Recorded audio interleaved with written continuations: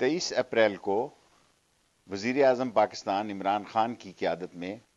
NCC کی جو meeting ہوئی، جس میں یہ طے پایا گیا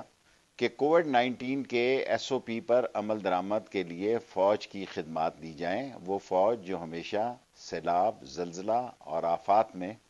اپنے ملک اور قوم کے ساتھ کھڑی ہوئی،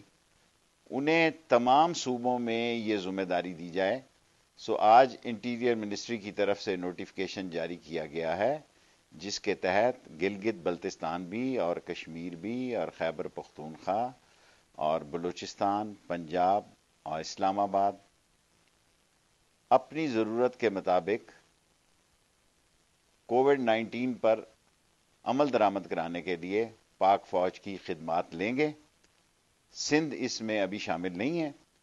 اور یہ ایک بڑا فیصلہ ہے کیونکہ ہمارے پڑوسی ملک ہندوستان میں 3.5-4 لاکھ روز کے کیسز ہو رہے ہیں، جہاں پر کہ